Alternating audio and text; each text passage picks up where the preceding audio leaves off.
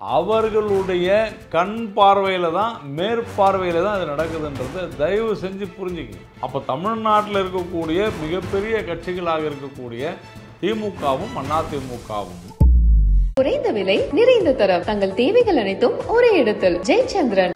அரசியல் கட்சிகளினுடைய பிரதிநிதிகள் அவர்களுடைய கண் பார்வையில் தான் மேற்பார்வையில் தான் அது நடக்குதுன்றது தயவு செஞ்சு புரிஞ்சுக்கணும். அப்போ தமிழ்நாட்டில் இருக்கக்கூடிய மிகப்பெரிய கட்சிகளாக இருக்கக்கூடிய திமுகவும் அதிமுகவும் இதை வரவேற்க வேண்டும்.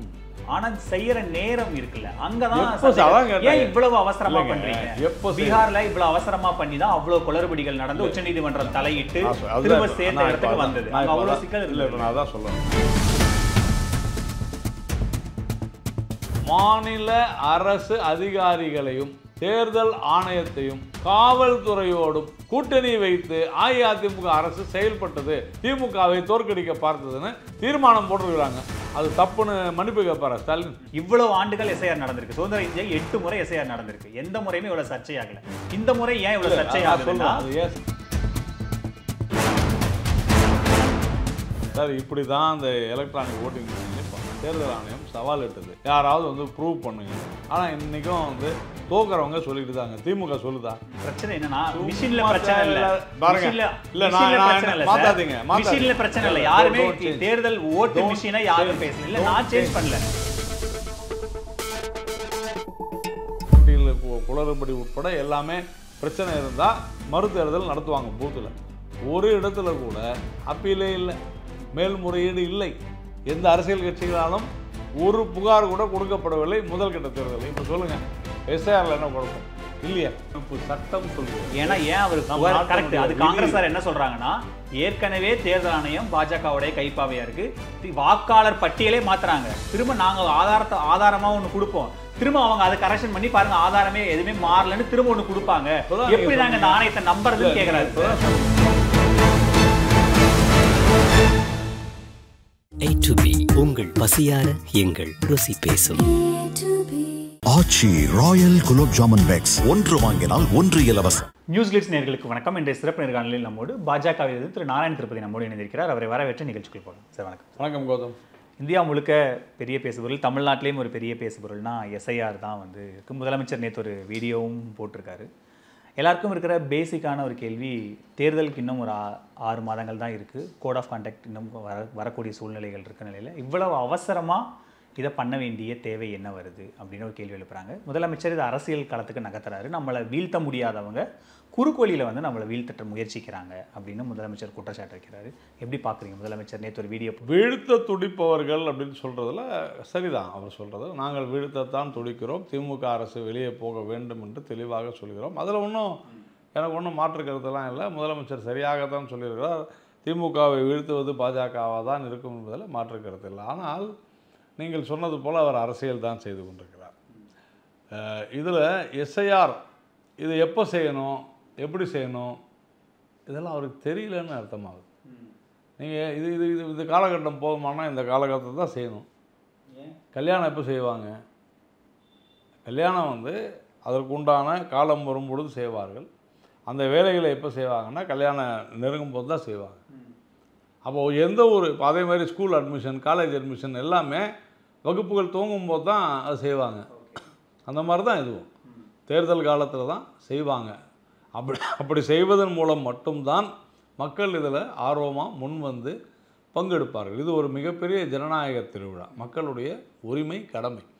அப்போது இதில் மக்கள் வருவார்களா இல்லையா, அவங்க தேர்தல் ஆணையம் தங்களுடைய கடமையை ஆற்றுகிறது. சட்ட ரீதியாக அரசியலமைப்பு சட்டம் கொடுத்த அதிகாரத்தின்படி செயல்படுகிறது என்பதில் யாருக்குமே மாற்று கருத்தே இருக்க முடியாது.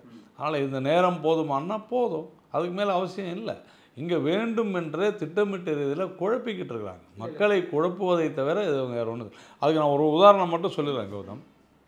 ஏன் மக்களை குழப்புகிறார்கள் அப்படின்னா, எஸ்ஐஆர் என்பது இப்போ தமிழ்நாட்டில் நடப்பது புதிதல்ல, ஏற்கனவே நடந்திருக்குது. சரி, பழசு கூட விட்டுருவோம். சமீபத்தில் நடந்து முடிந்த எஸ்ஐஆர் எங்கே நடந்துச்சு? எஸ்ஐஆர் ஃபேஸ் 1 பீகாரில் நடந்து முடிஞ்சு. எவ்வளவு பெரிய பிரச்சாரம் பண்ணாங்க. ராகுல் காந்தியிலேருந்து, லல்லு பிரசாதிலிருந்து, மமதா பானர்ஜியிலேருந்து, நம்முடைய முதலமைச்சர் இங்கே அதாவது பீகாரில் எஸ்ஐஆர் செய்வதற்காக தமிழ்நாட்டில் கூட ஆர்ப்பாட்டம் பண்ணாங்க, நம்ம பார்த்தோம். அப்படி மோசம் போகிறோம், இப்படி செய்ய போகிறாங்க, அப்படி செய்ய போகிறாங்க. எஸ்ஐஆர் எப்படி செய்கிறாங்கன்னா பூத் லெவல் ஆஃபீஸர்ஸ் யார் அப்படின்னா மாநில அரசு ஊழியர்கள் அல்லது மாநகராட்சி நகராட்சி ஊழியர்கள், அவங்களோட யார் இருக்கிறாங்க அப்படின்னு சொன்னாங்க. அதெல்லாம் ஏற்கனவே இந்த எக்ஸசைஸ் வந்து ஏற்கனவே துவங்கி விட்டார்கள். நீங்கள் BLA 1 ஒவ்வொரு அரசியல் கட்சியிடம் இருந்தும் எப்பயோ வாங்கிட்டாங்க கௌதம், இன்றைக்கிலே தெரியல, ஒரு வருடத்திற்கு முன்பாகவே வாங்கிட்டாங்க.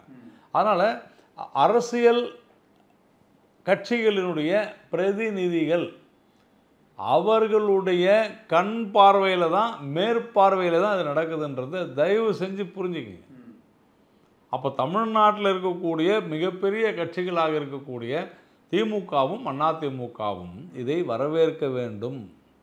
அதிமுக வரவேற்குது இல்லை, யாருமே எஸ்ஐஆரை வந்து கேள்வி எழுப்பல, பண்ண வேண்டான்னு சொல்லலை. போலி வாக்காளர்களை நீக்கணும், தேர்தல் முறைப்படி நடக்கணும், ஜனநாயகம் பாதுகாக்கப்படணும்ன்றதுல முதலமைச்சருக்கும் எந்த மாற்று கருத்தும் இல்லை. ஆனா செய்யற நேரம் இருக்குல்ல, அங்கதான் ஏன் இவ்வளவு அவசரமா பண்றீங்க? பீகார்ல இவ்வளவு அவசரமா பண்ணி தான் அவ்வளவு குளறுபடிகள் நடந்து உச்சநீதிமன்றம் தலையிட்டு திரும்ப சேர்ந்த இடத்துக்கு வந்தது. அவ்வளவு சிக்கல் இல்லை. நான் அதான் சொல்லுவேன், பீகார்ல அவ்வளோ குளறுபடின்னு சொல்லி என்ன குளறுபடி? அங்கே 60 லட்சம் வாக்காளர்களை நீக்கினாங்க, ஆதாரம் எடுத்துக்க மாட்டோம்னாங்க. திரு உச்சநீதிமன்றத்துக்கு வழக்கு போய் திரு 33 லட்சம் சேர்த்தாங்க, ஆதாரம் ஐடி ப்ரூஃபா மட்டும் எடுத்துக்கிறோம்னு கோர்ட்டு சொல்லி அதுக்கப்புறம் ஏற்றுக்கிட்டாங்க. எல்லாம் இவ்வளவு சிக்கல்கள் வந்தது கௌதம், இது எல்லாமே மேனிப்புலேட்டட் ஸ்டோரிஸ். நீதிமன்றம் உத்தரவு இருக்குல்ல சார், நீதிமன்ற உத்தரவு இருக்கு, இதுல முழுக்க புரிஞ்சு நீதிமன்றம் உத்தரவு போட்டு தேர்தல் ஆணையம் எதுவும் சொல்லு, நீதிமன்றத்துடைய சில சஜஷன்ஸை எடுத்துக்கிட்டாங்க. நல்லா புரிஞ்சுங்க, there is a lot of difference, நிறைய வித்தியாசம் இருக்குது. எஸ்ஐஆர் முடிந்த உடனே ஒரு வரைவு பட்டியலை கொடுக்குறாங்க. யார் கொடுக்குறாங்க? தேர்தல் ஆணையம்.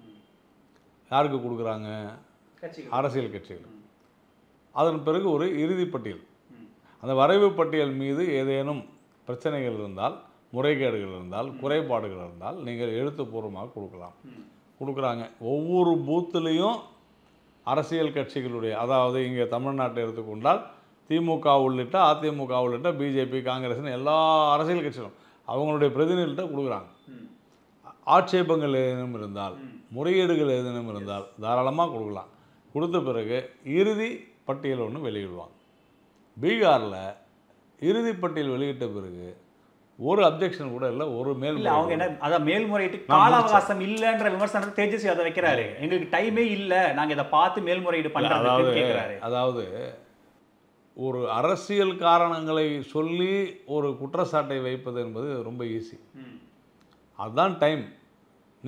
நீங்கள் பூத்து என்ன உங்களுக்கு டைம் இல்லை சார். நான் என்ன கேட்குறேன், ஒரு பூத்துன்னு சொன்னால் எவ்வளோ பேர்? 1000 பேர் அதிகபட்சம் 1000 பேர், கம்மியாக கூட இருக்கும், 800 900 கூட இருக்கும். அப்போது கிட்டத்தட்ட ஒரு ஒரு ஒரு பூத்தில் 250 குடும்பங்களுக்கு மேலே, வீடுகளுக்கு மேலே இருக்கவே இருக்காது.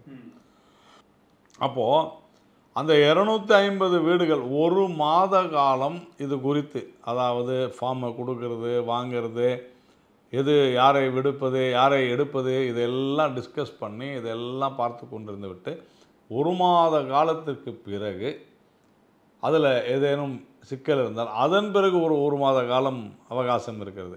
முறையீடு, அது இது எதிர்ப்பு, வரைவு பட்டியல் எல்லாமே. ஒரு பூத்தில் ஒரு அரசியல் கட்சியினுடைய ஒரு பிரதிநிதிக்கு இது போதாதா நேரம்? எல்லாமே ஸ்டாலின் தான் வந்து பார்ப்பாரா? எல்லாமே நான் முடிச்சிடுறேன். அதுக்கு தாங்க, அதை ஏற்றுக்கொண்டு தான் நீங்கள் பிரதிநிதி கையெழுத்து போடுறீங்க. நீங்கள் இப்படியே சொல்லிட்டு போனீங்கன்னா நாளைக்கு ஒரு வீட்டுக்கு ஒரு தேர்தல் நடத்தணும்னு சொல்லுவீங்க. Correct sir. எப்படி வர முடியாதுங்க? 2026 நீங்கள் சொல்கிற இடத்துக்கு நாங்கள் வர முடியாதுங்க, பூத்துக்கெல்லாம் வர முடியாது. நீங்கள் என்ன சொல்லுவீங்க? பூத்துக்கெல்லாம் வர முடியாது, பூத் ஆஃபீஸரை எங்கள் வீட்டில் வந்து ஓட்டு வாங்கி போக சொல்லுன்னு. 2026 மே மாதம் எலெக்ஷன் தமிழ்நாட்டில் நடக்க போகுது. 2025 ஜனவரி மாதமே எஸ்ஐஆர் ஆரம்பிங்க. ஒரு வருஷம் பொறுமையாக பண்ணுங்க, தேர்தல் கட்சிகளுக்கு டைம் கொடுங்க, அவசியம் எல்லா கட்சிகளுக்கும் டைம் கொடுங்க. நான் சொல்றது கேளுங்க, இது வந்து வெறும் அரசியல் கட்சிகள் சம்பந்தப்பட்டது மட்டுமல்ல, மக்கள் தொடர்புடையது. மக்களுக்குமே நேரம் இல்ல சார். மக்களுக்கெல்லாம் நேரம் இருக்கும். எப்படி நேரம் இருக்கு? நவம்பர் மாசம் பருவமழை சீசன், ஜனவரியில் ஆரம்பிக்குது, பொங்கல் ஹாலிடே, அடுத்தது நடுவுல பிப்ரவரி மாசம் இருக்கு, இது வந்து மேல மார்ச் எண்ட்ல எலெக்ஷன் இதை அறிவிச்சிருவாங்க. கௌதம் சொல்றதான எடுத்துக்கணுமா இல்லை எதிர்க்கட்சிகள் சொல்றது? பிராக்டிகலா நடக்கிறது தான் சார் நம்ம ஒரு பேசுறோம். practical டிசம்பர் மாசம் உங்களுக்கு பருவமழை காலம்னு தெரியாது. இந்தியாவில் ஒவ்வொரு மாதமும் ஏதாவது ஒரு திருவிழா வந்திருந்தால் சும்மா இந்த தீபாவளி பொங்கல்லாம் சொல்லி ஏமாத்தாதீங்க. இந்த ஏமாத்துற வெள்ளம் வேணாம். அதுதானே சார், நம்ம ஒரு practical-ஆ யதார்த்தமும் இல்ல பேசுறோம் இல்ல சார். பொய் சொல்லாதீங்க. எவ்ரி இயர் டிசம்பர்ல ஒரு 15 ல இருந்து 20 நாள் நமக்கு மலையில லாக் ஆகுது இல்லையா சார்? இல்லங்க, டீச்சர்ஸ்லாம் இல்ல ஸ்கூல் லீவ் விடுறது இல்லையா சார்? இல்ல எங்க எங்க இப்ப என்ன சார்? இப்ப எங்க ஸ்கூல் லீவ் விட்டாங்க? 15 நாளைக்கு முன்னாடி வரைக்கும் ஸ்கூல் எத்தனை நாள் லீவ் விட்டுருந்தாங்க? இப்ப ஆரம்பிச்சிருக்காங்க. ஸ்கூல்ல போய் இது வாக்கு சிரிக்காங்க. மக்கள் இயல்பு வாழ்க்கையில இருந்து கொஞ்சம் மாறுபடுது இல்ல? இந்த மாதிரி நிறைய பிராக்டிகல் சிக்கல்கள் எல்லாம் இருக்கு இல்ல? ஸ்கூல்ல போய் ஹார்ட்லி ஒரு 3 மந்த்ஸ் டைம் கொடுத்து இத முடிங்கன்னு சொல்றது எப்படி சரியா இருக்கும்னு கேக்குறாங்க. ஸ்கூல்ல போய் யாராவது பிஎல்ஓ கொண்டு போய் ஃபார்ம் கொடுக்க போறாங்களா? எங்க கொடுக்க போறாங்க? அரசு ஊழியர்கள் அவங்க பண்ணி நீங்க என்ன சார் பேசுறீங்க? பிஎல்ஓடைய வேலை என்னங்க? நான் சொன்னது போல ஒரு அதிகபட்சம் ஒரு 200 குடும்பங்களுக்கு போகுது, 200 வீடுகளுக்கு போகுது. இவ்வளவுதான் சார். அதுவும் அவங்களுடைய ஒர்க்கிங் ஹார்ஸை முடிச்சிட்டு அதை போகட்டும், தப்பு என்ன இருக்குது? ஏன் அவங்களுக்குன்னு குடும்பம் இல்லையா? இப்படியே நீங்க பொறுமையா போகட்டுமே, ஒரு வருஷம் பண்ணட்டுமே, ஒரு வருஷம் பண்ணட்டும், அதுக்குள்ள 1000 நாளைக்கு 2 வீட்டுக்கு போங்க, என்ன கெட்டு போச்சு? இப்போ கொஞ்சம் பிராக்டிகலா பேசணும். பிராக்டிகலாவே பேசலாம். ஒரு இளைஞனாக, ஒரு படித்த முதிர்ச்சி உள்ளவராக பேசுங்க.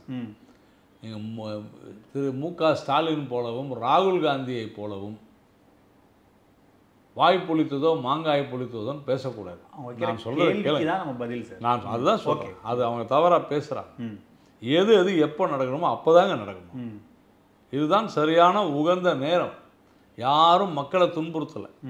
பிஎல்ஓ போவாங்க, அவங்களுடைய வேலை அது. அரசாங்க ஊழியர்களுடைய வேலை என்ன? நீங்கள் என்ன நீங்கள் இப்போ சொல்கிறேன் அவங்களுக்கெல்லாம் வந்து பொழைப்பு இல்லையா? அவங்களுக்கெல்லாம் இப்படியே ஏன் துன்புறுத்துறீங்க? ஒரு வருஷமா துன்புறுத்துங்க. உங்களுடைய வார்த்தையை வந்து சரி பண்ணுங்க. இந்த துன்புறுத்தல் அப்படின்னா என்ன அர்த்தம்? இல்லை, நீங்க துன்புறுத்தின்ற வார்த்தையை பயன்படுத்தினால அரசாங்க ஊழியருக்கு வந்து எவ்வளோ சம்பளம் தெரியுமா? நான் சீரியஸாக கேட்குறேன். தெரியுமா? கிரேடுக்கு தகுந்த மாதிரி பே இருக்கும். உங்களுக்கு எவ்வளோ சம்பளம்? நீங்கள் வாங்குற சம்பளம் அரசாங்க ஊழியர் வாங்குறாங்களா? இல்லை, அதான் சார். ஏன் அவர் உங்களை விட அவர்களுக்கு வசதி வாய்ப்புகள் அதிகம் அளிக்கப்படுகின்றனவா? இல்லை, அவங்க வேலையை அதிகம் செய்கிறாங்க. நான் அவங்கள தாழ்த்திலாம் பேசுகிறேன். வேலையை அதிகமாக செய்கிறாங்க. அவர்களுக்கு அதற்கு உரிய வசதி வாய்ப்புகளும் செய்து தரப்படுகின்றன அரசாங்கத்தால். ஏனென்றால் மக்கள் பணியில் அவர்கள் எப்பொழுது வேண்டுமானாலும் ஈடுபட வேண்டும் என்கிற காரணத்தால். புரிஞ்சுக்குங்க. அதனால தான் அவங்களுக்கு மற்றவர்கள், நம்ம சாதாரண மக்களுக்கு இல்லாத பல வசதி வாய்ப்புகள் அரசு ஊழியர்களுக்கு வழங்கப்படுவதற்கு காரணம் எப்பொழுது வேண்டுமானாலும் மக்கள் பணியில் அவங்க ஈடுபட வேண்டும் என்பது தான். இதை தயவு செஞ்சு புரிஞ்சுக்கிட்டீங்கன்னா உங்களுக்கு படிங்க. இதில் இன்னொரு ஒரு நிமிஷம் இருக்கு. இல்லை, ஒரு நிமிஷம் இருங்க. அப்போ அந்த மாதிரி வார்த்தையை துன்புறுத்துறாங்கன்ற வார்த்தையை நீங்கள் பேசுவது தவறானது. அதை முதல்ல மாற்றிக்கிங்க. ஏன் அதை சொல்கிறாங்கன்னா, தேர்தல் காலத்தில் வந்து 6 மாதம் இருக்கும்போது தான் இதை செய்ய முடியும். அங்கதான் சார் பிரச்சனையே வருது. இப்ப பீகார்ல மக்கள் தேஜஸ் வச்ச குற்றச்சாட்டு என்ன சார்? இவ்வளவு அவசரமா குளறுபடி கட்சிகளை எங்களுக்கு பட்டியலை பார்க்கவே முடியலன்றாரே சார் அவரு. அதான் சார் பிரச்சனை. நான் என்ன கேட்கிறேன், ஏன் பட்டியல் பார்க்க முடியல? ஏன்னா டைம் இல்ல. தேர்தல் வேலை பார்க்கறதா?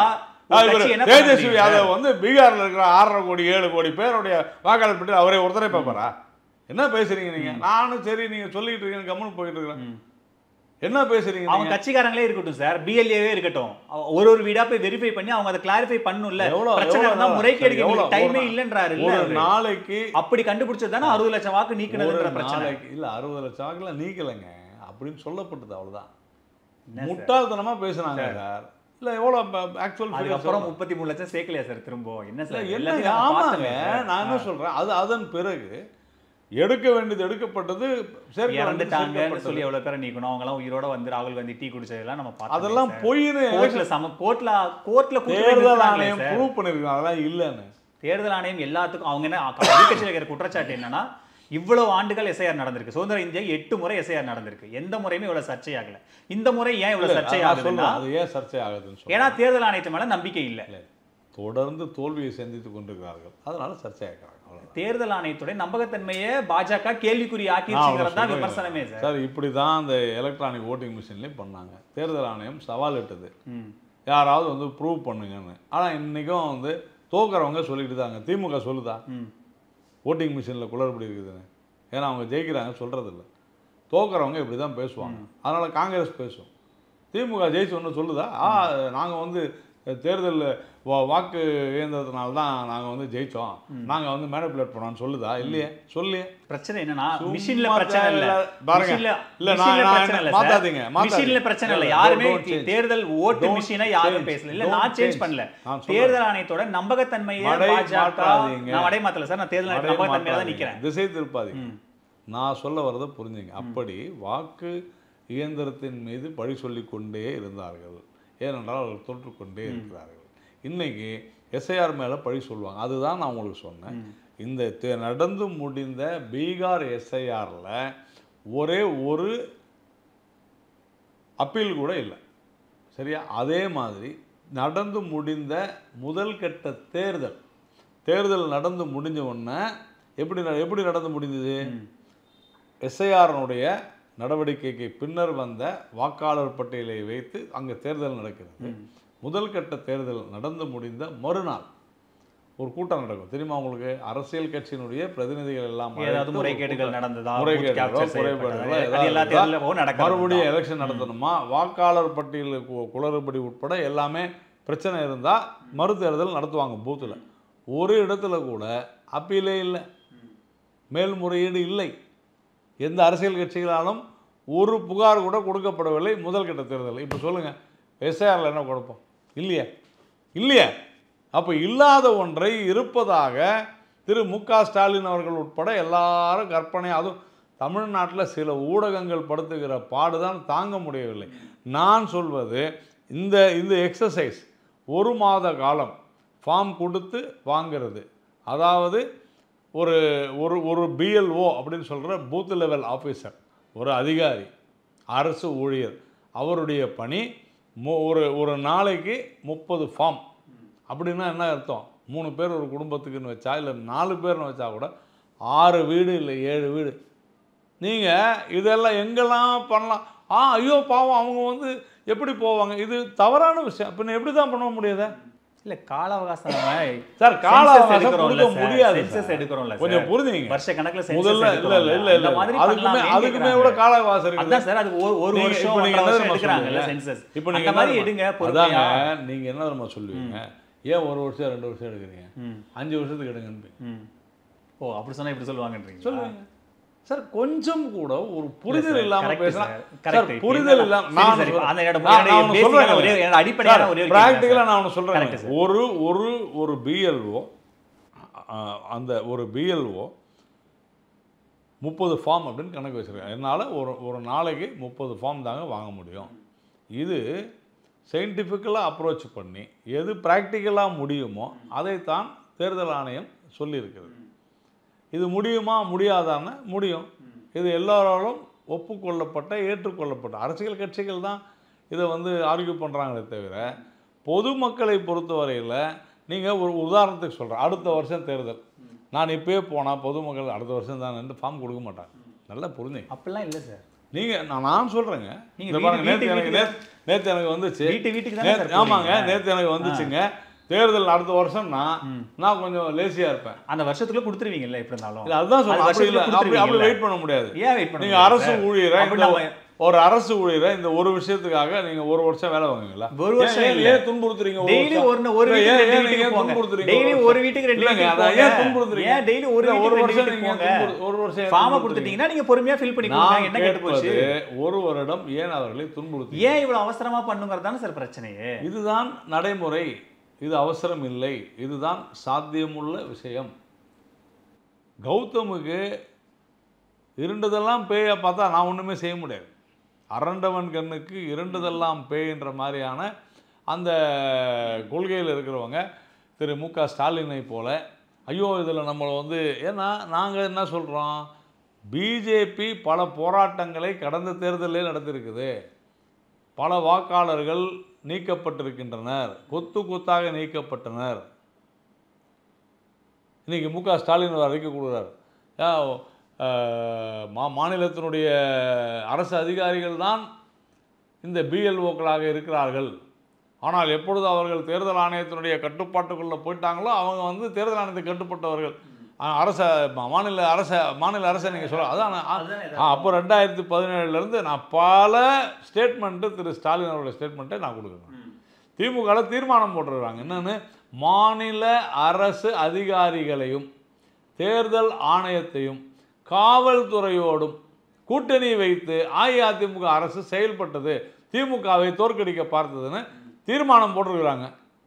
அது தப்புன்னு மன்னிப்பு கேட்பாரா ஸ்டாலின்? கேட்பாரா? உங்களுக்கு வேணும், நான் இன்னைக்கு காலைல தேதியோட ட்வீட் போட்டிருக்கிறேன் பாருங்க, கேட்க சொல்லுங்க. அப்போ அன்னைக்கு சொன்னது வந்து தவறு, இன்னைக்கு சொன்னது சரி, நான் மன்னிப்பு கேட்க சொல்லுங்க. இந்த நடைமுறை முதலமைச்சர் என்ன சொல்றாருன்னா, இந்த நடைமுறையிலேயே நிறைய சிக்கல் இருக்கு. பிஎல்ஓக்கே நிறைய எப்படின்னு தெரியாம இருக்காங்க, அவங்களுக்கே இன்னும் முறையான பயிற்சி தேவைப்படாம இருக்கு. செந்தமிழும் நாப்பழக்கம்ன்ற மாதிரி அவங்க இன்னைக்கு நானும் கூட இன்னைக்கு காலையில் என்னுடைய ஃபார்ம் நேற்று வந்துச்சு. உங்களுக்கு எப்படி இருந்தது? ரொம்ப ஈஸியாக எனக்கு ஒரு 10 நிமிஷத்தில் நான் செஞ்சுட்டேன். அது முதல்ல நம்ம அந்த இதில் போய் நம்ம 2005 ரிவிஷனை நம்ம கண்டுபிடிக்கிறது தான் நம்மளுடைய சேலஞ்சாக இருந்துச்சு. அதை நம்ம எடுத்தாச்சு. அதுக்கே பல ஆப்ஷன்ஸ் கொடுக்குறாங்க. உங்களுடைய ஓட்டர் ஐடி போட்டாலே வந்துடுது, நம்மளுடைய ஓட்டர் ஐடி போட்டாலே வந்து 2005 2002 பல பேருக்கு அந்த நம்பரோடைய ஃபோட்டோ ஐடி கார்டு கிடையாது, ஞாபகத்தில் வச்சு. அது இல்லாதவங்க இருக்கு, அன்னைக்கு இருந்தவங்களுக்கு பிரச்சனையே கிடையாது. இப்போது அதை நாம் வந்து அதை செய்து உண்மையிலேயே ரொம்ப மிக சிறப்பாக இருந்தது. முதலமைச்சர் நேற்று போட்ட வீடியோவில் கோட் பண்ணது, முந்தின இருந்ததுடைய உறவினர், அவருடைய பெயர், அவர் யாரு கீழே இருந்தோ அவருடைய பெயர், எல்லாமே அதுக்கு இதனுடைய பெயர், இதெல்லாம் எங்க தேடி எடுக்கிறது? இதுல ஒரு சிக்கல் இருக்கே, இதை ஏன் கிளாரிஃபை, தேர்தல் ஆணையம் இதை ஏன் விளக்கி சொல்லலை? பிஎல்ஓக்கே நிறைய டவுட்ஸ் இருக்கே அப்படின்னு கேட்கலாம். இல்லை, பிஎல்ஓக்கள் புரிந்து கொள்ள வேண்டும், அவ்வளோதான். இப்போ நாங்கள் எங்கள் அரசியல் கட்சி பிஎல்ஓக்கள் புரிந்து கொள்ள வேண்டும். அவர்களுக்கு தேர்தல் ஆணையம் மிக தெளிவாக அவர்களுக்கு கொடுத்திருக்கிறார்கள், இணைப்பு கொடுத்திருக்கிறார்கள். அவர்கள் சில பிஎல்ஓக்கள் வந்து அவர்களுடைய கடமைகளை சரிவர செய்யவில்லை என்று புகார்கள் வருகிறது, அவர்கள் செய்ய வேண்டும். என்னென்ன உதாரணத்திற்கு அந்த 2002 2005 அவங்க வந்து எப்படி எடுக்க வேண்டும் அல்லது அதனுடைய லிங்கை வந்து கொடுக்கணும், அதை கொடுக்காத போயிடுறாங்க. அதை நாங்கள் பார்த்துக்கிறோன்றாங்க. இன்னும் சொல்ல போனால் சில வீடுகள் என்ன சொல்கிறாங்கன்னா, மக்களை கஷ்டப்படுத்த வேணான்றதுனால நீங்கள் அதை பிளாங்காக விட்டுருங்க, நாங்கள் பார்த்துக்கிறோன்றாங்க. ஏன்னா அவங்களுக்கு இவர்களுடைய பேரை தட்டினாலே வந்துடும், நாங்களே பார்த்துக்கிறோம் அப்படின்னு சொல்கிறாங்க. ஆனால் அது அவசியம் இல்லை. பிஎல்ஏக்கள் அதாவது கட்சியினுடைய வாக்குச்சாவடி, எல்லா கட்சியும் விட திமுகவும் அதிமுகவும் இதில் கை தேர்ந்தவர்கள். உறுதியாக அவர்கள் ரொம்ப ஈஸி. ஒவ்வொரு பிஎல்ஏவும் எங்கள் கட்சி உட்பட, நான் வந்து ஒரு ஆலந்தூர் தொகுதியினுடைய பொறுப்பாளராக இருக்கிறேன் அப்போது அங்கே வந்து இருக்கக்கூடிய பிஎல்ஏ 1 பிஎல்ஏ 2 இவங்களை வந்து நாங்கள் பயிற்சி கொடுத்துருக்குறோம். எஸ்ஐஆர் எப்படி செய்யணும். மகாபலிபுரத்தில் முதல்ல எங்களுக்கு முன்னாடியே பயிற்சி வச்சது திமுக தான். அதனால் அது புரிஞ்சுங்க, இது ஒரு பெரிய அப்படியே ஆஹா இது ஒரு ரொம்ப பயங்கரமான விஷயம் அப்படிலாம் ஒன்றும் இல்லை. இது ஒரு சாதாரண நடைமுறை. இது உறுதி செய்யும். என்ன உறுதி செய்யும்னா, போலி வாக்காளர்களை நீக்கும், இறந்து போன வாக்காளர்களை நீக்கும். அடிக்கடி பீகாரில் ஓட்டு போடுறான், தமிழ்நாட்டுக்கு வந்து ஓட்டு போடுறான், திருப்பி இங்கேருந்து டெல்லிக்கு போய் போடுறான், இதெல்லாம் நீக்கிறோம். இல்லை, அதில் இதில் சிக்கல் இருக்கேன்னு சொல்கிறாங்களே. சிக்கலே கிடையாது. இப்போது உதாரணத்துக்கு என்ன சொல்கிறாங்கன்னா, இப்போது பீகாரில் ஒருத்தர் இருக்கார், அவர் தமிழ்நாட்டில் வந்து இங்கே ஒரு பதிவு செய்கிறாரு அப்படின்னா, இங்கே வந்து இருக்கிற பிஎல்ஓ அதிகாரி அந்த பதிவத்தை ஏற்றுக்கிறாங்க. அவர் வேற எங்கேயாவது இருக்காரான்னு செக் பண்ணி பார்த்து அந்த மாநிலத்தில் இருந்த பதிவை நீக்கிட்டு இந்த மாநிலத்துக்கான வாக்குரிமையை கொடுக்குறாங்க. அப்போ இவர் திரும்ப வேற ஒரு மாநிலத்துக்கு போனா இங்க நீக்கிட்டு திரும்ப அப்போ ஒரு மல்டிபிள் ஸ்டேட் ராகுல் காந்தி அப்படி பதிவிட்ட வாக்காளர் காமிச்சார். இல்ல சார், ராகுல் காந்தி ஒண்ணுமே தெரியல. ஐயோ பாவங்க, நீங்க அவ்வளவு பிரசன்டேஷனை போட்டு காட்டுறாரு. ஒருத்தர் கூட பிஜேபி இருந்து அதுக்கு பதில் சொல்லல, தேர்தல் ஆணையம் பதில் சொல்லலாம், ஆதாரத்தை எடுத்து வைக்கிறாரு, மறுக்க கூட இல்லை. நீங்க அப்புறம் ஒரு ஆளு இந்த பார்த்தீங்கல்ல, சூரியன் வந்து மேற்குல உதிச்சிருச்சுன்னு சொன்னா அதுக்கு போய் யாராவது பதில் சொல்லுவாங்க? அவர் மேற்குல உதிச்சிருச்சுன்னு சொல்லல, நான் சொல்றேங்க. சொன்னா கிழக்கு உதிக்கிறத நீங்க மேற்குன்னு தப்பா நினைச்சிட்டு இருக்கீங்களே, அதை கிளாரிஃபை பண்ணுங்க. ராகுல் காந்தி சொன்னது அப்படிதான். ஏதோ வெள்ளை காக்கா பறக்குது, நான் வெள்ளை யானையோட என்னதான் இருந்தேன், இதெல்லாம் தான் ராகுல் காந்தி சொல்லிட்டு இதுக்கெல்லாம் போய் பதில் சொல்லுங்க. அதுக்கு நீங்க சார் ஆதாரத்தோட தேர்தல் ஆணையம் ஆதாரத்தோட தேர்தல் ஆணையம் ஒரே ஒரு விஷயம் தாங்க சொல்லிச்சு. பாத்தீங்களா நீங்க கையெழுத்து போட்டு ராகுல் காந்திக்கு புகாரெல்லாம் நீங்க அஃபிடவிட்டா எழுதி கையெழுத்து போட்டு கொடுக்க முடியாதா? ஆதாரத்தை பொது வெளியில வைக்கிறாரு, அதை எடுத்து விசாரிக்க இல்லாம நீ கையெழுத்து போட்டு கொடுத்தாதான் விசாரிப்பாங்கிறது எப்படி சரியா? கௌதம் போல படித்த இளைஞர்கள் இப்படி பேசுவதை தவிர்க்க வேண்டும். சார் ராகுல் காந்தி காமன் மேன் கிடையாது சார், நான் ஒரு சொல்றது கேளுங்க. இந்தியாவுடைய எதிர்க்கட்சி தலைவர் சார். பதவிக்காக, அந்த பதவி தரும் சுகத்திற்காக அலைந்து கொண்டிருக்கக்கூடியவர்கள். நான் தான் கௌதம்னு சொல்றேன். ஏன் நான் கௌதம்னு சொன்னேன், ஏன் ராகுல் காந்தின்னு சொல்ல? உங்களை போன்ற இளைஞர்கள் பேசும்பொழுது தெளிவாக பேசுங்க. நீங்கள் உங்கள் வீட்டு பக்கத்தில் இல்லை உங்கள் வீட்டில் ஒரு குற்ற சம்பவம் நடக்குது, நீங்கள் என்ன செய்யணும்? ஒருவர் வந்து உங்களை துன்புறுத்துகிறார், பிக் பேக் அடிச்சிட்டாரு, இல்லை உங்கள் செயினை பறிச்சுட்டு போகிறார், மொபைல் ஃபோன் பண்ணு, நீங்கள் என்ன செய்யணும்? உடனே அந்த ஆளை வந்து வெட்டிடுவீங்களா? காவல்துறைக்கு போய் புகார் கொடுக்கும். அதுதாங்க தேர்தல் ஆணையம் சொல்லுது. எப்பா நீ என்னப்பா உன் பிரச்சனை என்ன, கொண்டாந்து கூடியா, எழுதி கூடியா, எழுதி கொடுக்க மாட்டேன்னு அடம் முடிச்சா ஒருவேளை அங்கதான் தேர்தல் ஆணையம் வைக்கிறது. ஒருவேளை நீங்க சொல்றது பொய்ன்னு இருந்தா அப்படின்னு சொல்லி 3 கண்டிஷன் போடுறீங்கல்ல, நீங்க தண்டிக்க இதுக்கெல்லாம் தண்டனை சட்டங்க. அது அப்படி யார் ஏற்றின சட்டம்? இந்திய பாராளுமன்றம் ஏற்றிருக்கக்கூடிய சட்டம். அப்புறம் அது நம்ம அது அப்போ இல்ல பொய் இல்ல, ராகுல் காந்தி சொல்றது தான் பொய் இல்லைன்னீங்களா? அவர் கிழக்குல தான் ஒதுக்குதுன்னு கரெக்டா தான் சொல்றாரு, நீங்க தானே சொல்றீங்க. எழுதி கொடுக்க சொல்லுங்க. அவர் என்ன சார் என்ன பேசுறீங்க மாட்டீங்க? புகாரை ஏத்துக்கிறாங்க, நீங்க எழுதி கொடுத்தாதான் எழுதி கொடுக்கணும். இவ்வளவு பொதுவெளியில வைக்கிறாரே சார், தேர்தல் ஆணையம் தான் தன்னிச்சையா செயல்படுற அமைப்பு. தன் மேல இருக்கிறத வந்து அவங்களே வந்து அப்ப கௌதம் என்ன சொல்றீங்கன்னா, என்ன வந்து என் வீட்டில் நான் இருக்கும்போது என்னை வந்து ஒருத்தன் துன்புறுத்திட்டான், அடிச்சுட்டான், செயினை பறிச்சிட்டான்னா காவல்துறையே எங்கள் வீட்டுக்கு வந்து இந்த மாதிரி சொன்னாங்களே அப்படின்னு சொல்லி அவங்களே ஆக்ஷன் எடுக்கணும்னு சொல்கிறீங்க. கரெக்டா? அப்படி தானே? அப்படி எப்படி எடுக்க முடியும்? நான் தான் கம்ப்ளைண்ட் பண்ணுவேன். அப்புறம் அதுதான் சொல்கிறது தேர்தல் ஆணையம். கொடுக்க மாட்டேங்கிறாரு. என்னங்க பேசுகிறீங்க? இங்க என்ன சிக்கல்னா சார், தேர்தல் ஆணையத்தோட ஒரு ஜனநாயகத்தையே கேள்விக்குறியாக்கக்கூடிய ஒரு விஷயத்தை நீங்க பேசும்போது, அப்போ தேர்தல் ஆணையம் தான் மேல குற்றச்சாட்டை வைக்கிறாங்கல்ல, தேர்தல் ஆணையம் ராகுல் காந்தி சொன்னது பொய்ன்னு நிரூபிக்கணும்ல சார். அவசியம் இல்லைங்க. அவர் இப்ப நான் சொன்ன தேர்தல் ஆணையம் கண்டுக்கணும்னு அவசியம் இல்லை சார். ராகுல் காந்தி எதிர்க்கட்சி தலைவர். ராகுல் காந்தி ஒரு எதிர்க்கட்சி தலைவராக பொறுப்புணர்வோடு நடந்து கொள்கிற ஒரு நபராக இருந்திருந்தால் புகாரை எழுதி கொடுத்திருப்பார். இந்திய அரசியலமைப்பு சட்டம் சொல்கிறது. ஏன்னா ஏன் அவர் கரெக்ட், அது காங்கிரஸார் என்ன சொல்றாங்கன்னா, ஏற்கனவே தேர்தல் ஆணையம் பாஜகவுடைய கைப்பாவையா இருக்கு, வாக்காளர் பட்டியலே மாத்துறாங்க, திரும்ப நாங்க ஆதாரமா ஒண்ணு கொடுப்போம், திரும்ப அவங்க அதை கரெக்ஷன் பண்ணி பாருங்க ஆதாரமே எதுவுமே மாறலன்னு திரும்ப ஒண்ணு கொடுப்பாங்க, எப்படி நாங்க இந்த ஆணையத்தை நம்புறதுன்னு கேக்குறாரு. இப்பதான் சொன்னீங்க அவர் பயங்கரமா பேசிட்டாரு, மீடியால ஆதாரத்தோட கொடுத்துட்டாரு, அதை எழுதி கொடுக்குறதுல என்ன இருக்குது?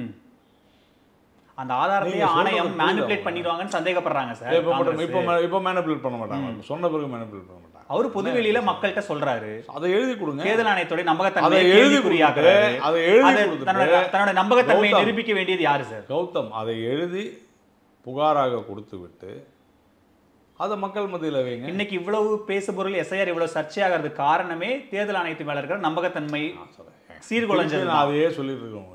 நம்பகத்தன்மையை சீர்குலைக்க முயற்சிப்பது ராகுல் காந்தி. இல்ல சார், இன்னைக்கு இவ்வளவு எல்லாம் எல்லாரும் ஏன் சார் எதிர்க்கிறாங்க? அவங்க எதிர்கட்சி எதிர்க்கிறாங்க. இந்த நாட்டுல எதிர்கட்சியா இருக்கு. இது வரைக்கும் எஸ்ஐஆர் எதிர்க்கவே இல்லையா? 7-8 முறை நடந்திருக்கு சார், எதிர்க்கவே இல்லையா? நான் சொல்றேங்க, அன்னைக்கு நாங்க எதிர்கட்சியா இருந்தோம், நாங்க எதிர்க்கல, நல்லது நடக்குதுன்னு நாங்க பொறுப்போட நடந்துக்கிட்டோம், அவ்வளவுதான் விஷயம். தேர்தல் ஆணையத்தோட இந்த செயல்பாடுகள் தான் சார் இவ்வளவு சர்ச்சைக்கும் காரணம். தேர்தல் ஆணையம் எதிர்கட்சிகளோட குற்றச்சாட்டு. இந்த விவகாரத்தை பொறுத்தவரையில் தேர்தல் ஆணையம் மிக சிறப்பாக செயல்படுகிறது. போதுமா? இதுல வந்து எந்த குழப்படியும் இல்லை. உங்களை போன்றவர்கள் பீகார்ல நடந்த எஸ்ஐஆர்ல நடந்த குளறுபடிகள் பயப்படுறாங்க சார். சரி, பீகார்ல குளறுபடி நடந்துச்சு இல்ல? நடந்துச்சா இல்லையா? நடந்துச்சு. நீங்க சொல்றீங்க உச்சநீதிமன்றமே சொல்லுச்சு, நான் சொல்ல சார். அப்புறம் ஏன் சார் அப்புறம் ஏன் 33 லட்சம் சேர்த்தோம்? ஏன் ஆதாரம் நம்ம ஏன் எடுத்தோம்? உச்சநீதிமன்றம் என்ன சொல்லுச்சு? உச்சநீதிமன்றம் 60 லட்சம் வாக்காளர்கள் நீக்கப்பட்டாங்கன்னு இல்ல சொல்லிடுறேன் சார், நீக்கப்பட்டாங்கன்னு கோர்ட்டுக்கு அவ்வளவு வழக்குகள் போன போது நீதிமன்றம் எல்லா பட்டியலையும் வெளியிடுங்கன்னு. தேர்தல் ஆணையம் என்ன சொல்லுச்சு? நாங்க ரோல் டேட்டா பின்னாடி கொடுப்போம்னு சொல்லுச்சு. அது முடியாது, யார் யாரை நீக்குனீங்கன்ற பட்டியலை முன்னாடி கொடுங்க, கட்சிகளுக்கு கொடுங்க, அதுக்கப்புறம் ரோல்டு படி நீங்க பின்னாடி கொடுங்கன்னு சொல்லி தேர்தல் ஆணையம் சொல்லுச்சு. ஒன்னொன்னா நீதிமன்றம் டீகோட் பண்ணிட்டே வந்தாங்க. நீதிமன்றம் அதாங்க ப்ரொசீஜர். அந்த ப்ரொசீஜர் என்னவோ அதை நீதிமன்றம் சொல்லுச்சு, அதை இவங்க செஞ்சாங்க, அவ்வளவுதான். அதுல அந்த குளறுபடிகள் நடந்ததில்லை சார். இல்லைங்க, குளறுபடி நடந்திருந்தா எஸ்ஐஆர் முடிஞ்ச பிறகு பெரிய பிரச்சனைலாம் வெடிச்சிருக்கணும். அது தேர்தல் தான் வரும் சார். இப்போ ஏன்னா கட்சிகள் தேர்தல் வேலையில் இருக்காங்க. இங்கே வந்து ஒன்று ஒரு படித்த இளைஞராக பேசணும். நான் கேட்கிற கேள்வியை மனதில் புரிந்து கொண்டு பேசணும். ஒரு எஸ்ஐஆர் நடவடிக்கை நடந்திருக்கிறது, இந்த எஸ்ஐஆர் ஏற்றுக்கொள்ளப்பட்டது அப்படின்னு ஒவ்வொரு வாக்குச்சாவடி முகவரும் பிஎல்ஓ பிஎல்ஏ அவங்க கையெழுத்து போடுறாங்க. BLA-2 கையெழுத்து போடுறாங்க. எங்கே போடுறாங்க? யார் அவங்கெல்லாம்? காங்கிரஸ் கட்சியினுடைய ராகுல் காந்தியினுடைய பிரதிநிதி. ஒரு சட்டமன்ற தொகுதின்னு எடுத்திங்கன்னா ஒரு 400-500 பூத் இருக்குதுன்னு வச்சுங்க. 500 பேர் காங்கிரஸ்காரங்க, அத்தனை பேருமே ராகுல் காந்தியினுடைய பிரதிநிதி, மு.க. ஸ்டாலின் அவருடைய பிரதிநிதி. அவங்க எஸ்ஐஆர் முடிஞ்ச உடனே கையெழுத்து போடுறாங்க. என்னென்னு, இந்த எஸ்ஐஆர் மிக சிறப்பாக நடைபெற்றிருக்கிறது, இதில் எந்த குளறுபடியும் இல்லை, நாங்கள் ஏற்றுக்கொள்கிறோம் அப்படின்னு சரிபார்த்து ஆய்வு செய்து 30 நாள் BLO கூடவே சுற்றி எல்லாம் செஞ்சு இவங்க பண்ணுறாங்க. ஆனால் அதன் பிறகு தேர்தல் நடக்கிறது.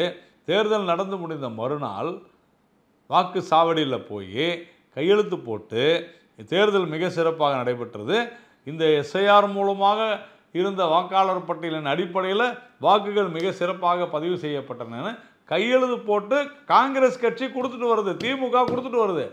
ஆனால் அதன் பிறகு 2 மாதம் கழித்து யார் வெற்றி பெற்றார்கள் யார் தோல்வி பெற்றார்கள்னு தெரிஞ்சுக்கிட்ட பிறகு நீங்கள் தேவையில்லாத ஒரு பிரச்சனையை கிளப்புவது என்பது வெறும் பதவிக்காக, அந்த பதவி தரும் சுகத்திற்காக, அது சுகம் தரும் பணத்திற்காக, இவ்வளவுதான். என்ன பேசுகிறீங்க நீங்கள்? ஒரு சாதாரண விஷயத்தை நான் புரிந்து கொள்ள மாட்டேன்னு அடம்பிடிக்கூடாது.